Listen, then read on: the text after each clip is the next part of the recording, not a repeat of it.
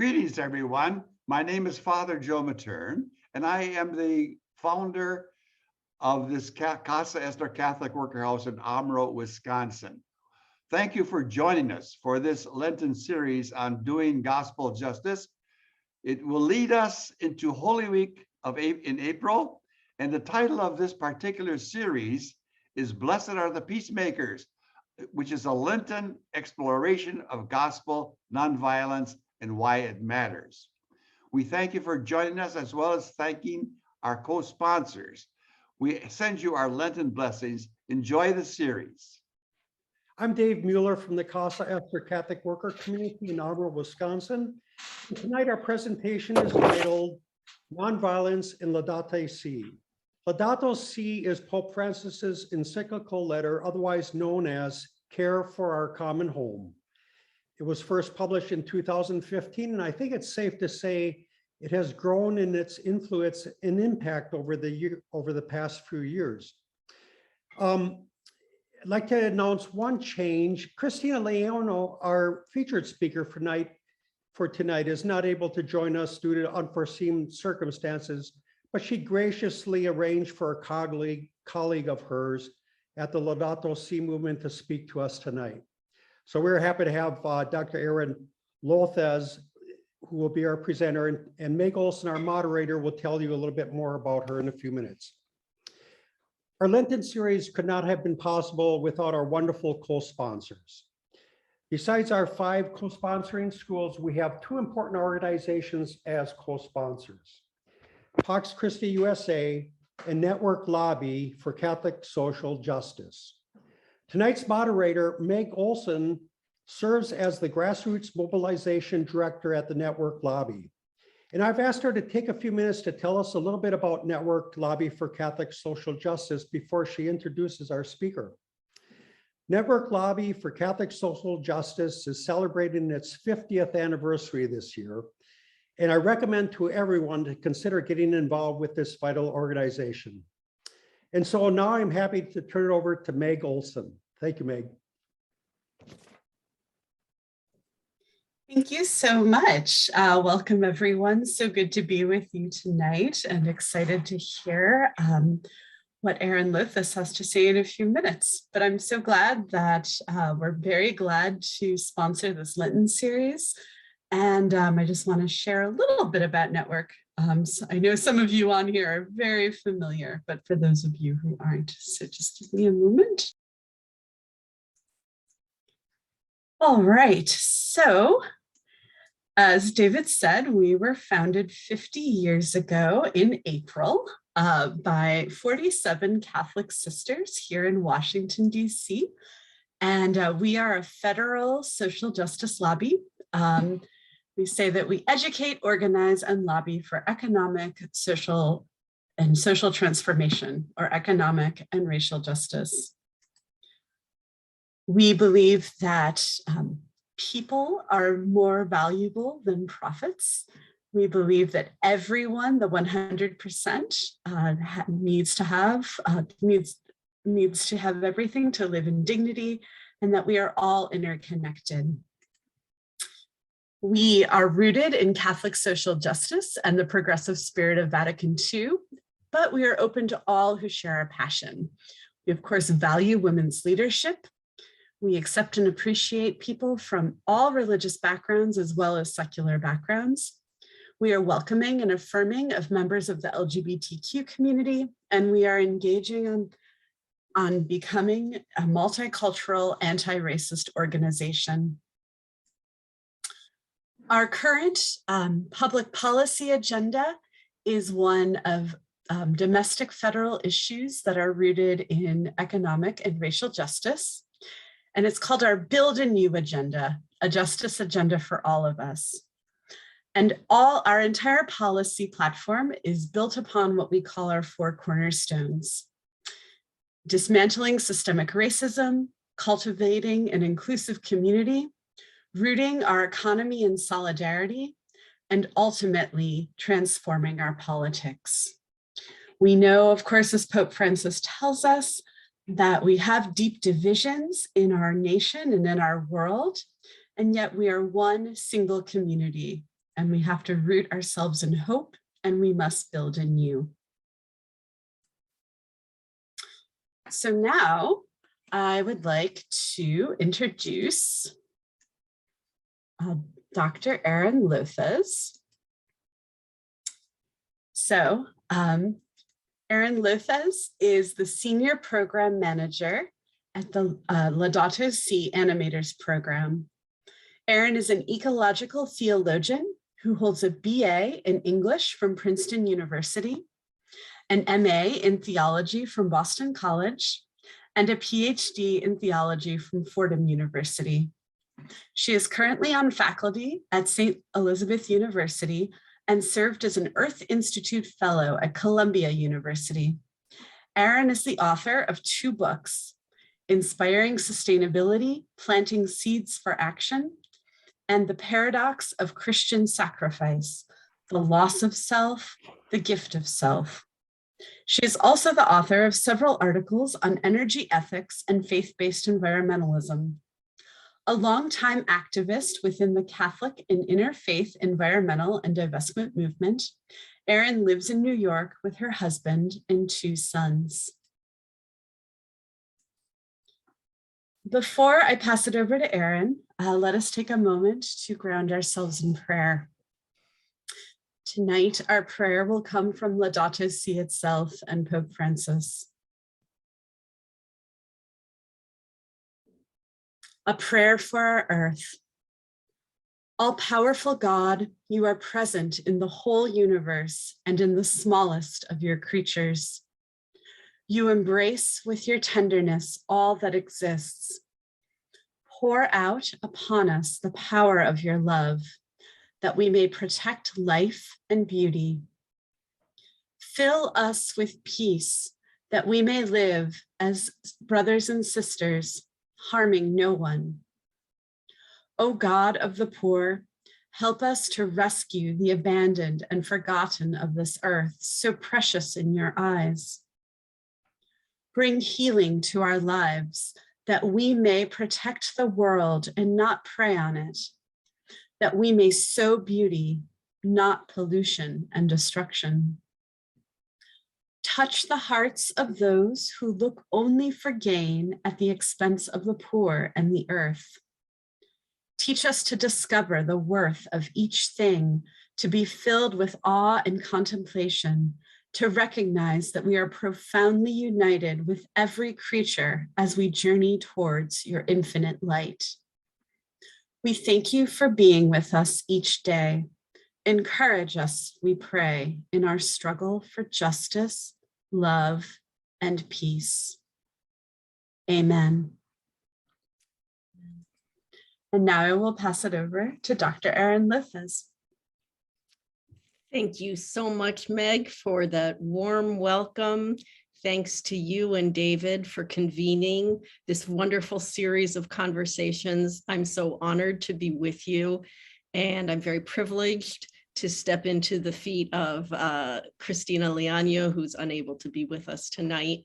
I hope that what I have to share is of interest to you all as we ponder Laudato Si and nonviolence in this time where the very question of nonviolence has become real to us as it hasn't for many, many years. This is a Lenten series, yet Lent barely began when the world exploded into violence with the invasion of Ukraine, an invasion which shows in very pointed ways the interconnection of all things in ways that precisely connect to the encyclical Laudato Si. Laudato Si is Pope Francis's masterful critique of the forms of production and consumption that govern our world today, which have disastrous consequences for our planet and our peoples. We see in the fossil fuel regime the sources of climate change, the source of the climate impacts, which so devastate the poor. And we see in fossil fuels instruments of war, which are literally funding violence and destruction. So how can we unpack all of this? How do we look upon it as Christians, as Catholics, as people of hope, whatever our tradition, and what can we do about it? These are some of the themes I would like to unpack today in our brief time together. So there's so much more about Laudato Si than I can possibly touch upon. So I wish to speak to its messages of peace, its critique of the system of fossil fuels, and the hopes for transformation. So what is Laudato Si? As David mentioned, it is Pope Francis's encyclical published in 2015, the first one devoted to ecology, the cry of the earth and the cry of the poor. Previous popes have written about the environment. Previous bishops' conferences have made statements, but this is the first comprehensive, totally dedicated to the problem of the environment and the crisis of biodiversity and climate change. It is, of course, inspired by St. Francis, who inspires Pope Francis, and it puts across the fundamental message that everything is interconnected. Within that, it is not simply an ecological or political critique. By no means, it is an invitation to hear the gospel of creation and heed the call to interior peace as a living practice. Pope Francis writes, I believe that St. Francis is the example par excellence of care for the vulnerable and of an integral ecology lived out joyfully and authentically. And we have this beautiful image of St. Francis with the wolf whom he befriended and lived with peacefully in the town of Gubbio. He writes, Laudato si, mi signore, alluding to the beautiful canticle of creation. Praise be to you, my Lord. This is the opening text of the encyclical. In the words of this beautiful canticle, St. Francis of Assisi reminds us that our common home is like a sister with whom we share our life and a beautiful mother who opens her arms to embrace us. Praise be to you, my Lord, through our sister, Mother Earth, who sustains and governs us, and who produces various fruit with colored flowers and herbs. He teaches this new concept of an integral ecology, our connection in society, through our biology, through our chemistry, through our means of sharing culture, through social media. All of our systems in this globalized world are interconnected, and our love for our neighbor is connected to our being with other creatures, all the creatures of God's planet. He writes, a sense of deep communion with the rest of nature cannot be real if our hearts lack tenderness, compassion, and concern for our fellow human beings. It is clearly inconsistent to combat trafficking in endangered species while remaining completely indifferent to human trafficking, unconcerned about the poor, or undertaking to destroy another human being deemed unwanted. So Pope Francis writes, we have one heart, and that one heart reaches out to others in all of their dimensions as full persons in their social, economic, cultural, and personal identities. That is the meaning of an integral ecology. So in his critique of what he calls one complex crisis, ecological and social, we don't have two crises, a social and economic crisis, and on the other hand, a climate change crisis. It is one integrated crisis. And he looks at our patterns of global development and observes that we live in an economy that kills. This can be plainly seen by research shown that lifespans, in fact, are different for the rich and the poor, an economy that kills. And in face of this horror, all too often there is indifference. So Pope Francis calls out the globalization of indifference.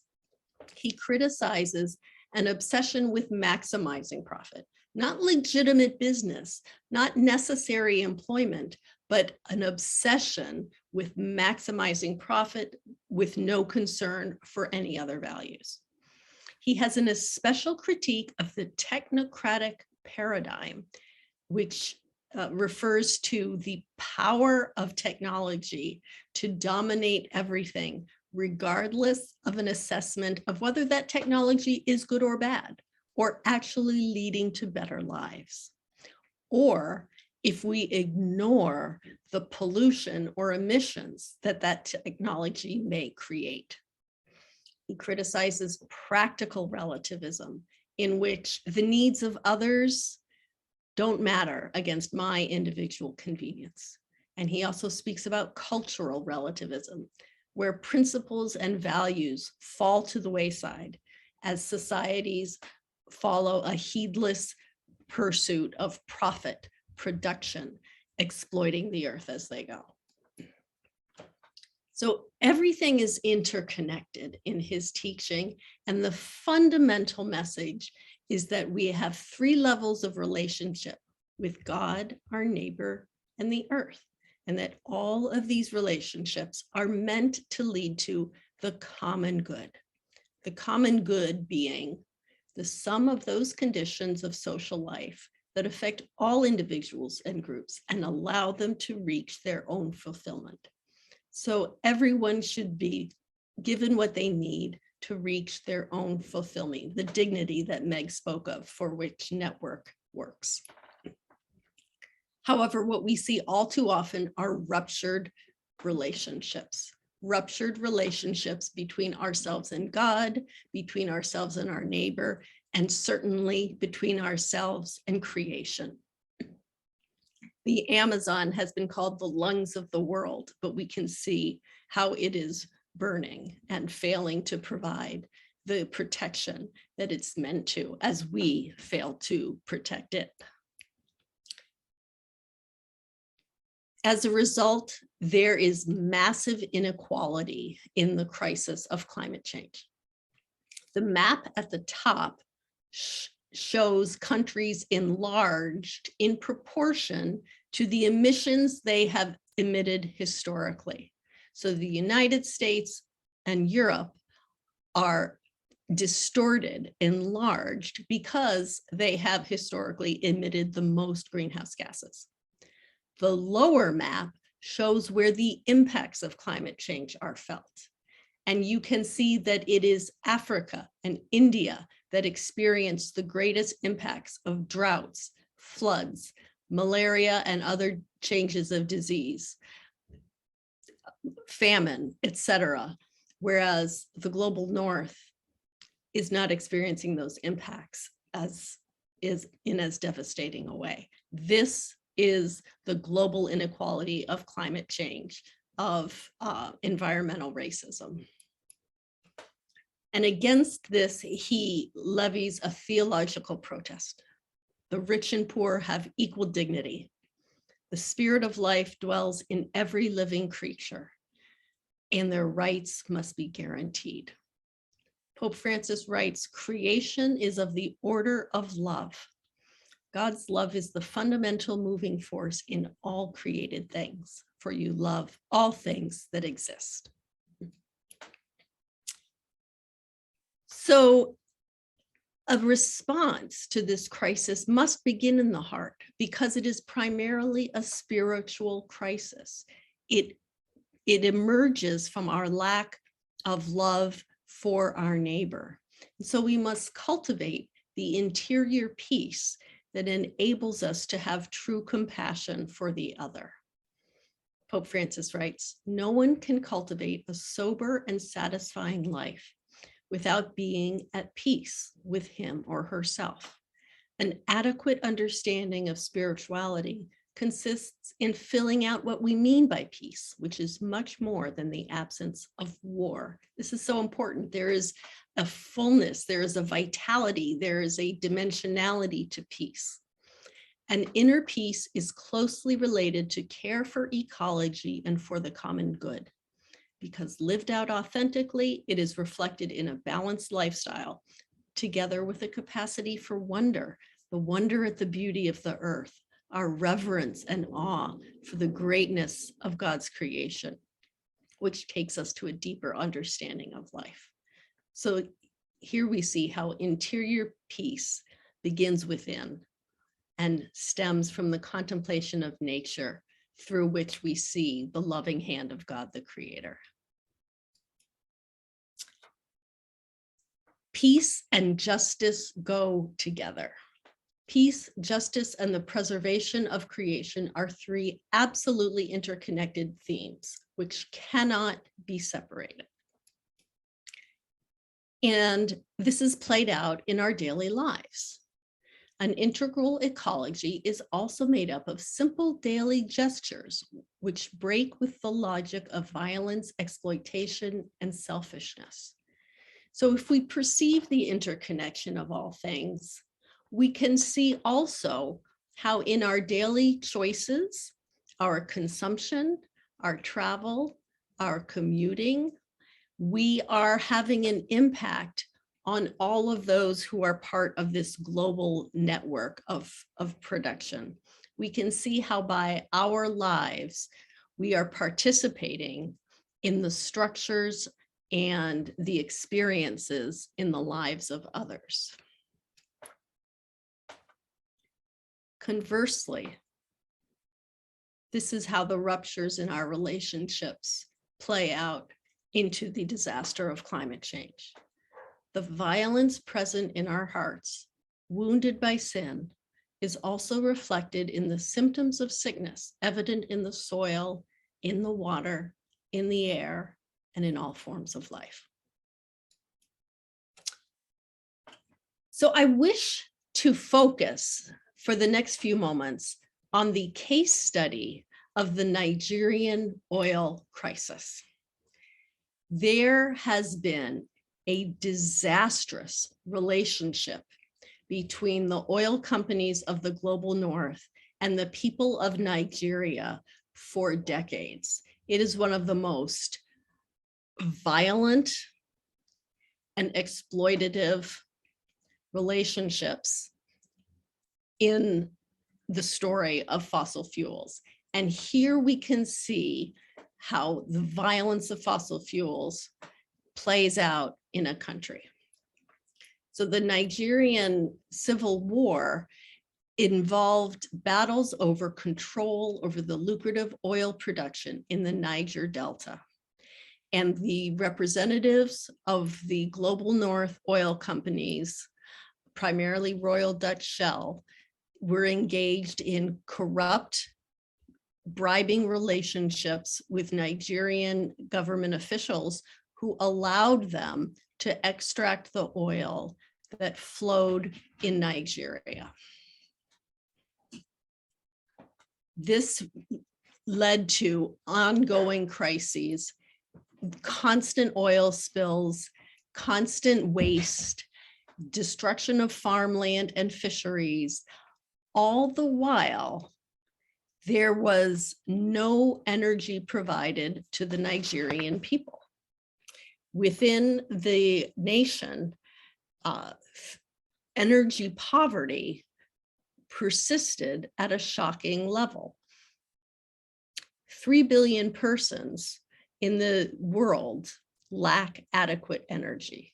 The vast majority of Nigerians, although their country was supplying oil to the global north, did not have any connection to the electricity grid, or perhaps a few hours of access every day.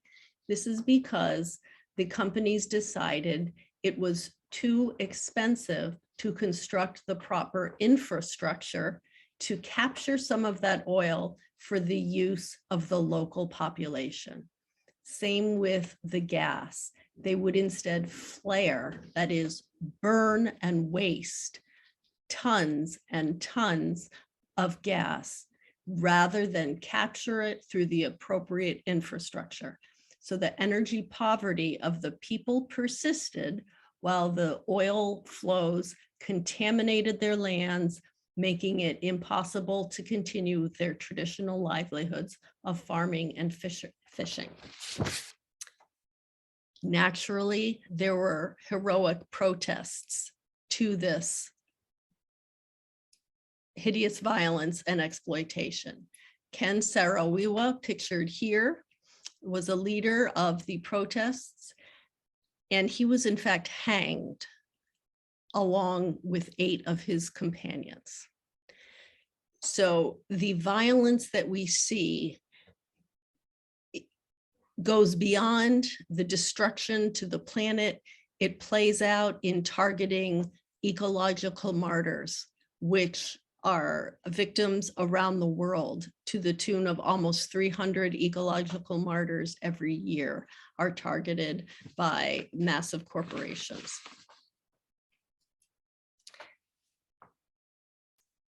This pattern of violence depends, it looks different depending on who you are.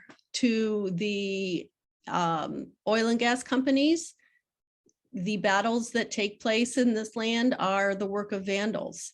To someone from the Catholic hierarchy, John Cardinal Onaiyekan, he sees this as a need to hold oil companies accountable. What I am thinking about, if I may stay on this case study for a moment, is thinking about fossil fuels themselves as instruments of war. What happens if we use this analogy of instruments of war to describe fossil fuels? I think several things happen. It allows us to interpret the use of fossil fuels according to a wartime image and more fully count the cost. It allows us to assess what would be called collateral damage, so that fossil fuel use involves not just the production of energy, but we must fully count the cost, the full collateral damage, the emissions and the impacts on climate change, the intensification of climate change impacts worldwide, the pollution to local persons who experience the oil spills, the damage to an economy that isn't able to diversify and develop a broader range of industries, the loss of the original homelands. So if we think of fossil fuels as instruments of war, I believe it challenges us to look at the full cost of what fossil fuels are doing. Now, there's a dimension of fossil fuel use that has been essential. Energy use is necessary for life. But what we're finding is that it's energy we need, not fossil fuels per se. And if the energy can be gained through other methods, through clean, healthy, life-giving methods, we can move away from fossil fuels, which are instruments of war against the earth and against the people. Another benefit of this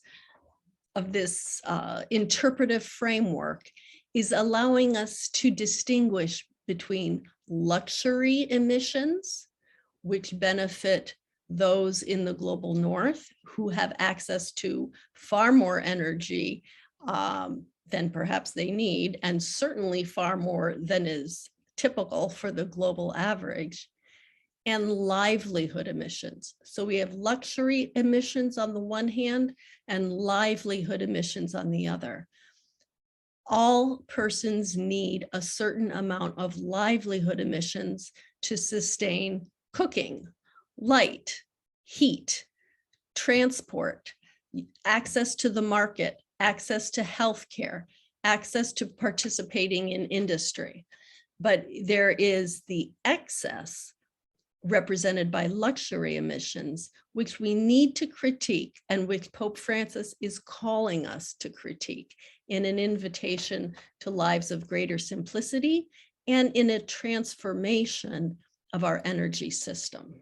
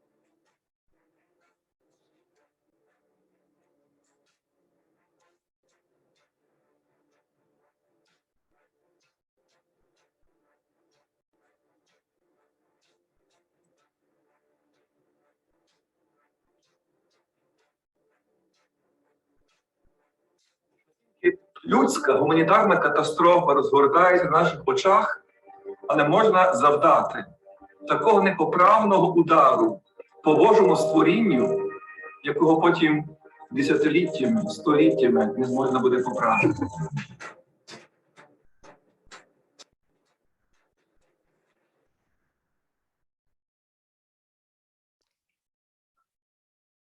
So as you all know, the classic Catholic tradition of just war theory is being challenged, is being invited to a transformation into a new paradigm of just peacemaking. We are being invited to radically revisit the gospel message of nonviolence and peace.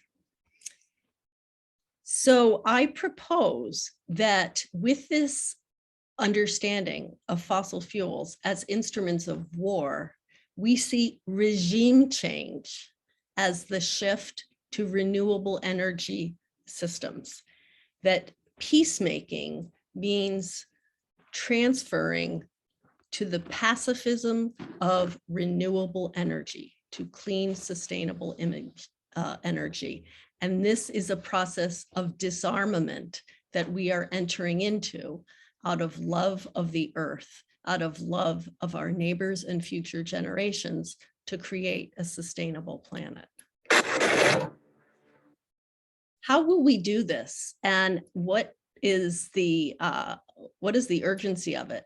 Well, this graph shows how much carbon on the y-axis here, you see gigatons of carbon dioxide remaining in what's called a carbon budget. A carbon budget is the amount of carbon we can yet emit and hit or stay below a 1.5 degree Celsius temperature increase. So all the way under this dark blue line is the amount of carbon we can still emit. Under this light blue line, we can emit more, but then we're going to have a temperature increase of 2 degrees Celsius. The problem is there is so much more potential oil and gas in global reserves, and more is being discovered all the time. That's this purple line going up and up. That is all the potential carbon dioxide in global oil and gas reserves. So if you take the point where they meet, and this is, mind you, a 50% chance of keeping to a 1.5 degree temperature increase, and bring it down, assuming emissions remain constant, this budget runs out, believe it or not, in 2025. So we will need to cease emitting in 2025 if we emit at the same rates for the next 3 years to have a 50% chance of meeting the 1.5 temperature increase. We are already at about 1.1 degrees temperature increase, and you see the climate impacts that it creates. Now, to this point of energy justice and the need for countries like Nigeria to be able to develop, to have access to the energy they need to grow as a nation, to develop their markets and their industry, to be relieved of energy poverty, there's another way of looking at this graph. And that is to separate out the potential carbon dioxide that's only in developing country reserves. That's this bottom green line. This amount could be burnt, allowing the developing countries first dibs on burning carbon dioxide, out of justice, allowing those countries to burn their gas and oil and still maintain the target. So that's another way of dividing it up that respects the incredible injustice that's happened with the nations of the global north doing the vast majority of the historical missions. So where is the hope in this? It's certainly in the courage of Greta and the thousands of young people who have said there's no planet B and insisted on change. And all of us from the older generations need to stand behind them. This is a picture from the first climate march in 2014. And here you see the Catholic climate movement of Metro New York gathering. I'm proud to say I'm back there somewhere behind all these flowers. But that was an incredible gathering of 400,000 people who came together in New York City and let the world know that society demanded change. However, we haven't seen change fast enough. We need to continue these transformations in ways large and small. Here's one of my favorite examples of small. These are the Solar Sisters, and they sell solar lamps and solar stoves and help each other begin their own entrepreneurial industries, micro industries, selling these solar lamps, which prevent people from burning either wood, from cutting down trees, which creates smoke, which creates incredible unhealthy systems, or fossil fuels. And this is a process of transforming our actual options towards healthy ones. We all need to work for these changes. The Pontifical Academy of Justice and Peace has published a book called Energy, Justice, and Peace. And I think we all need to ponder the fact that the Vatican has published a book called Energy, Justice, and Peace. Everything is connected. And the message of Pope Francis is that countering structural harm through our participation in the economy, through our care for the planet, and through our actions and decisions, including our energy decisions, is neither optional nor secondary, even when the impacts seem indirect. Maybe it seems indirect that my commute is an hour both ways, but it's having an impact. What can we do on the large scale? We can examine how our money is funding fossil fuel projects. We can examine our investments and ponder and take action to divest. So without investments, fossil fuel pipelines cannot go forward. Without investments, renewable energy projects cannot be funded. So it's a very simple, it's a complicated global transition, but it's a simple idea. We have to stop putting our money into fossil fuels and we have to start putting it into renewable energies. We have to stop funding the instruments of war against the earth. We have to press for environmental criteria in our institutional investments. We have to demand that our endowments, our retirement plans, our banks are investing according to environmental criteria. We need to provide that funding to wind and solar and to other renewable technologies. And we have to understand that this is a sophisticated method of investing with many experienced wealth advisors and investment advisors who know how to do it. You're not going out on a limb. And I love this cartoon. The people gathered around a fire in a cave. Yes, the planet got destroyed, but for a beautiful moment in time, we created a lot of value for shareholders. So as I ponder divestment, I see it as a sacramental action. A sacrament makes God's love visible. And we participate in sharing God's love when we make the love of our neighbor visible through empowering renewable energy purchases, and when we take away the power of fossil fuel structures. Is it risky and ineffective? No. Divestment and reinvestment enables a pragmatic funding of new energy. Is it symbolic? Yes, but not in an empty, just symbolic way. It is an actual symbol of discipleship and commitment. So as I look on it, divestment is a sacramental, real symbol of love of neighbor that makes renewable energy a reality and carries us along the process of disarmament, disarming fossil fuels, which are the instruments of war against the planet and her people and all the families of creation. If you wish to learn more, I invite you to join a webinar hosted by the Laudato Si movement on May 25th at 9 a.m.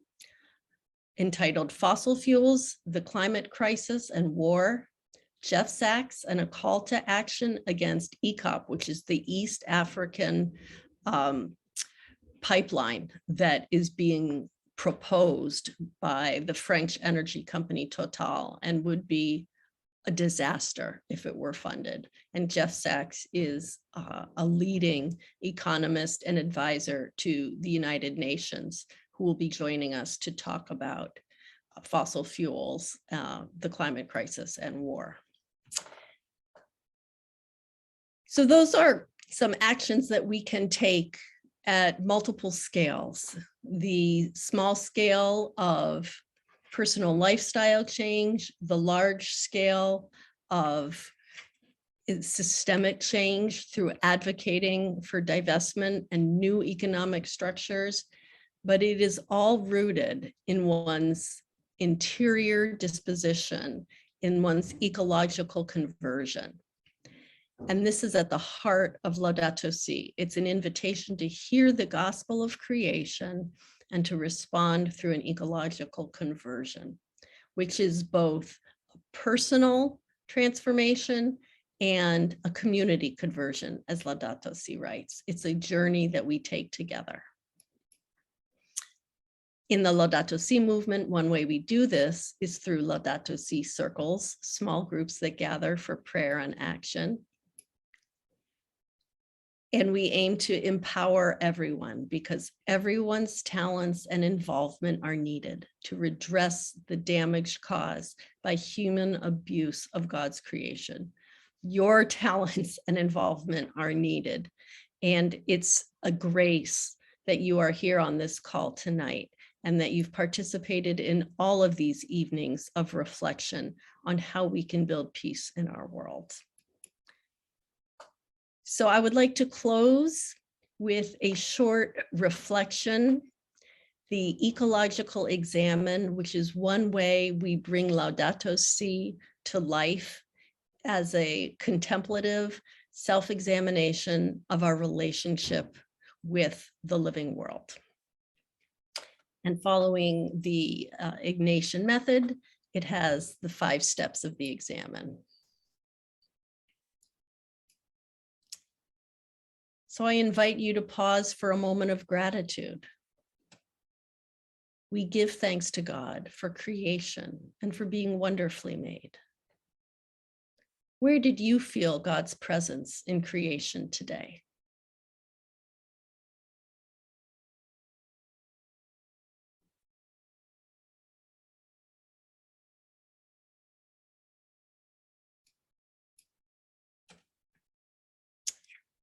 We ask for awareness, the grace to see creation as God does in all its splendor and suffering. Do you see the beauty of creation and hear the cries of the earth and the poor?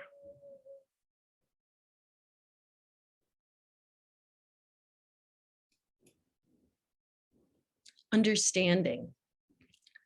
We ask for the grace to see how our life choices impact creation and the poor and vulnerable.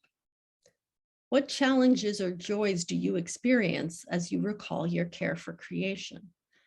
How can you turn away from a throwaway culture and instead stand in solidarity with creation and the poor?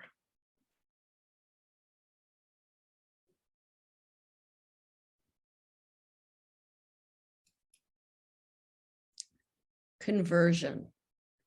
We all together ask for the grace of conversion towards ecological justice and reconciliation. And we examine our lives and ask, where have I fallen short in caring for creation and my brothers and sisters? How can we ask for a conversion of heart?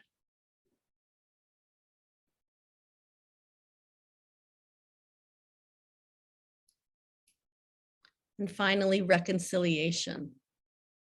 We ask for the grace to reconcile our relationships with God, creation, and humanity, and stand in solidarity through my actions. In this final stage, we look toward tomorrow and ask, how can you repair your relationship with creation and make choices consistent with your desire for reconciliation with creation?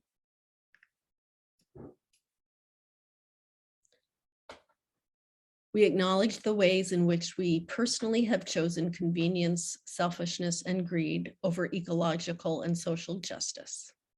We also acknowledge the ways structures, patterns, and cultures of sin impact our life, the lives of people on the margins and the earth. Through our recognition of where we have fallen short in caring for creation and our brothers and sisters, and through God's mercy, we pray for a conversion of heart to amend our ways. We seek through our prayer and actions to reconcile ourselves with God, creation, and humanity. And I invite you to say Amen. Thank you, everyone.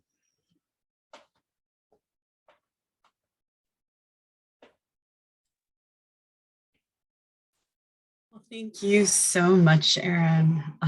I'm just so struck by that, what you were saying about divestment being an act of discipleship and just walking us through so many of the horrors of war that at the root are is that greed for fossil fuels and the extraction industry and things like that. We do have a few questions from our audience, and I invite everyone to continue submitting questions into the chat. I'm sorry, I realize, are the college students leaving now, or do they stay with us? David? Or... They stay for now. Okay, thank you. I apologize. Okay, so we have a few questions. Could you tell us, Erin, what led you to become an ecological theologian? Well, I have always found God's presence in nature. I love the forests. I'm in the virtual forest here. I feel peaceful in the forest. I know that God is with me in the forest. So I experienced that. And at a certain point when I first moved to New York, I had been raised with concern for social justice as part of my Catholic upbringing and concern for the poor. And I was so moved by what the church does globally for people on the margins. But it was about 1997 when I moved to New York, and 1998 was one of the hottest years on record at that time.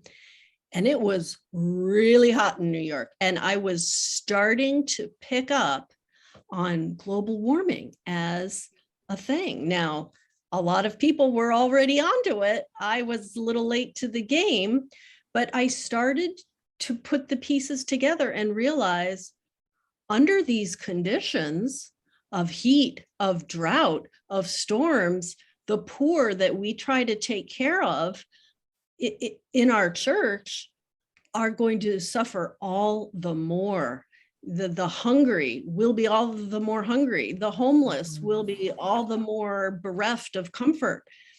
The refugees, the migrants, exactly. And then I realized also people will lose their beautiful spiritual spaces to go meet God. And it all started to click for me. And I realized this is terrible. Everybody has to address this problem because it affects every other problem. Thank you. Yes, as we keep hearing tonight, right? Everything is interconnected. So absolutely. So I have a few questions here that are kind of all related, and even with my own curiosity coming from a federal lobby, obviously there's a lot of different ways that we, if we want, as taking action in this country can start, can engage in climate justice work. And I guess, right, there's this tension between, right, corporate campaigns versus like congressional action. And there's these questions about deplatforming billionaire companies who are lobbying for fossil fuels. Do we put our energy on them? Do we go straight to Capitol Hill? What would you suggest? Boy, as they say, there's no silver bullet, there is silver buckshot. We need everything. The connection of fossil fuel money to our Congress people is demonic. It is demonic, and it is holding back the fate of the earth. Clarity and exposure on those connections is desperately needed. So we know why people are voting the reason they are voting. They are doing so to protect their self-interest. And those connections between our Congress people and fossil fuel money must be exposed. On a more positive note, we need to encourage people about the solutions that exist, the solutions that are so much better for their health than the current ways we power our world, and excite people about accelerating the transition on wind and solar. Texas is the leading producer of wind energy in this country. We have enormous capacity to build bridges with people on all sides of the aisle. We are going to see an enormous transition to electric vehicles. I think within 5 years, so many electric vehicles. They're expensive now. That's going to change. We need to support the infrastructure that will make it happen. So we need the investments, we need the climate bills, and we need to share our technology with countries around the world that can't afford it, so they don't take the cheap option of burning coal. We have to share with them our technologies that we develop that are cleaner and healthier. Thank you. I am going to invite our college students to log off and go into their small group now. Noelle, are there questions for this group? Okay. So these are the 4 questions for the students who are going to be continuing their conversation in their small group. What changes are necessary to live the energy ethics inspired by Laudato Si? What of your personal faith and values most connect with your commitment to these actions? How do you balance emphasis on lifestyle changes with group advocacy for scaling up social change? What are those reasons? And what impact would you like to have at what scale? What is your vision? So thank you so much for joining us, students, and we will continue. I have a few more questions here for you, Erin, from our non-college students. So we'll give about 60 seconds for the students to log off and go into their Zoom chat room.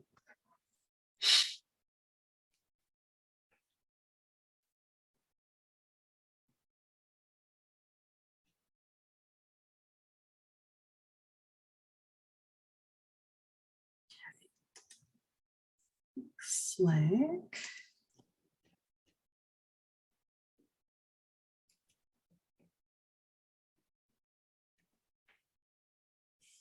so these next 2 questions, Erin, are connected about us as Catholics and our role in the church. So one is about our family, our Catholic family and neighbors who unfortunately, and I think truth is so hard these days in so many arenas, right? But we know that one of the major issues that we see in our own church is that our friends and family are climate deniers. How would you suggest that we approach them? Well, take a deep breath and approach them with as much compassion and curiosity as you can muster. Imagine that you are in a meditation session where you are curiously and compassionately observing what thoughts and feelings they bring to you. This is very, very hard, and I am not good at it. Me neither. I know it's what we need to do. We need to respect the views that people have because everyone has some truth. They have some truth that they know. And if you listen, you will find out what that truth is, and you can affirm it. And by coming to understand with compassion and curiosity what they may not know, you might be in a better position to share bridging points. Mhm. An argument isn't going to work. An attempt to convince is not going to work. But listening, valuing, and then I think as much as possible, share solutions that appeal to their worldview. I very much believe that a big part of the reason some groups of people reject climate change has been they have not liked the proposed solutions. Their economic ideology, their political ideology reject solutions such as regulation, such as federal imposition. They just don't like regulation and federal imposition. Therefore, they don't like climate change. So we have to, that's fine. There's room for legitimate difference in our political and economic worldviews. But we can all get excited about solutions, and we can all celebrate the fact that Texas is the largest producer of wind power in the United States. And we can celebrate how many jobs wind power is bringing to Texas. So it's so important to talk about solutions and talk about clean energy and energy security and energy created at home and energy that doesn't give children asthma and energy that doesn't give pregnant women mercury poisoning affecting the neurodevelopment of their babies. So we need to emphasize our shared values and back up and talk about our faith as well. We have received this earth from God, our loving creator. We need to reverence it and care for it and not get into an argument between red states and blue states. We're Catholics who are gifted with this beautiful creation, and we are to care for it. Thanks so much. Yeah, what you were saying, at Network, we have a workshop called Transformative Conversations to Bridge Divides. And, you know, the first thing I tell, well, maybe 10 minutes in, I tell participants about, right, if we are met with facts that go against our own worldview, it's a fight or flight. Yeah. Right. So I really, right, I get angry, I get belligerent, or I shut down because I literally can't be confronted by facts that go against my worldview. So I love what you were saying about solutions and shared values. That's where, yeah. So thank you for that.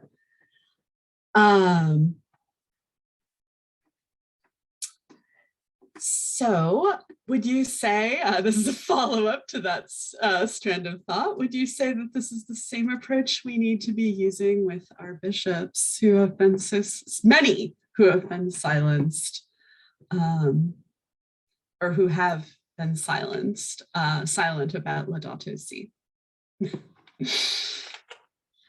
I wonder if with the bishops, the approach is to encourage them to see how much young people need us to care for them by caring for their home, this planet. The church is hemorrhaging young people, and the planet is likewise suffering. And if either the church or the planet is going to be a welcome and healthy home for young people, we need to work to make it so. And I think the bishops need to see this as evangelization. And, you know, the bishops haven't always done a good job of taking care of young people. And here's a place where it really needs to be done. And I think it's a great opportunity to do so. Thank you. I just popped in a little shout out for our workshop, Transformative Conversations to Bridge Divides. If folks are interested, did have a little question about that. So going back to what I saw kind of as, you know, the thesis of your talk, a lot of people are expressing surprise and deep interest in this idea of fossil fuels as an act of war, as a weapon of violence. Can you expand on this just a little more, please? Sure. This came to me pondering just war theory, which is an ancient and complex and well-regarded body of thought in Catholic teaching that has in fact been used by many within the church and outside the church to reflect on the ethics of war, you know, a situation which one could argue cannot possibly be construed as ethical in any way at all. But nonetheless, it's provided criteria for thinking about harm, reducing harm, protecting the innocent, proportionality in impacts. And so because it's such a dense and rich analytical framework, I was wondering, how might this analytical framework help us think about fossil fuels, which I really do believe are instruments of war against the earth and against ourselves. Yet what's so complex about it, We are the aggressor and the victim at the same time. We are complicit in this use of fossil fuels. And it's like original sin. We're born into these economic structures of our societies against our will, but they are the dominant methods. And unless you live 100% off the grid in a forest in a cabin, right, you're going to be using fossil fuels. How do we grapple with that?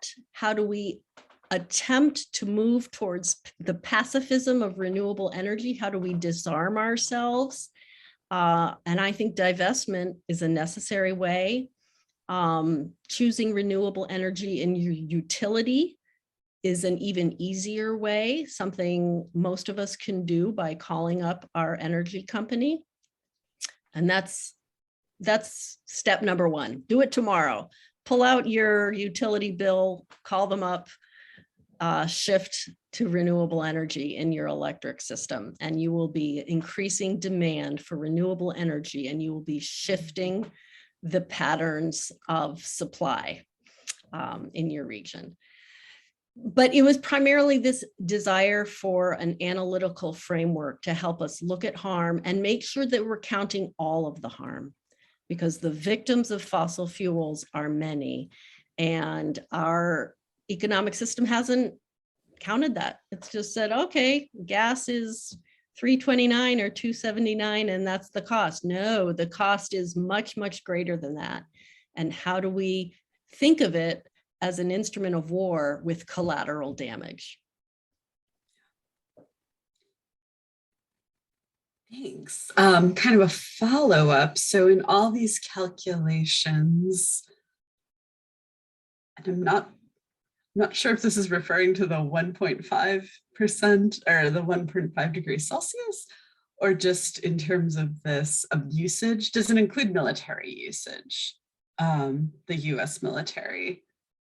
Or does, sorry, this question, I'm trying to figure out what this question is trying to get at here. But it is a good, I think, just is the military being considered in our nation's use of fossil fuels?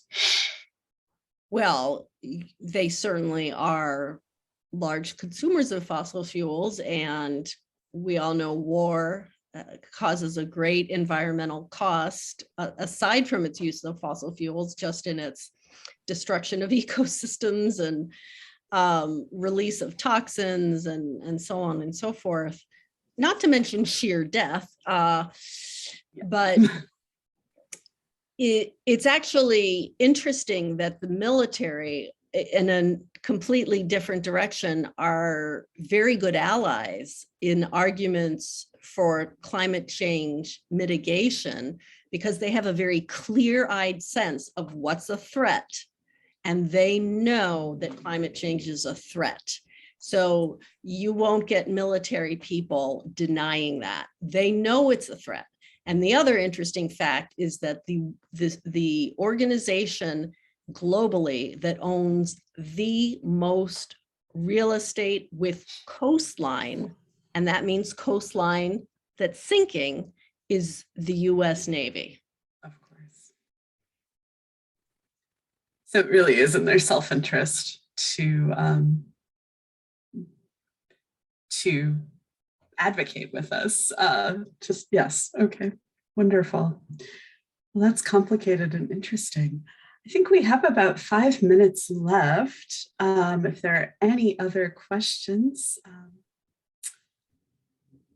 this evening.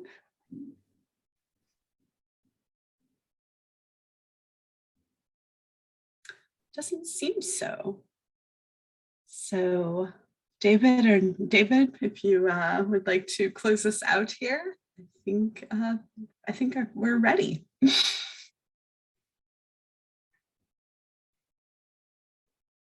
Thank you, Meg. It's good to You're welcome. be with you. Hello, hi, thank you so much, Erin and Meg, for this wonderful session tonight. I learned so much, and I asked the couple of people that I'm watching it with, do you have questions you want to send in? And they both said, No, I'm just sitting here absorbing and learning so much that I'm not coming up with any questions at the moment. So really want to thank you again. It was wonderful.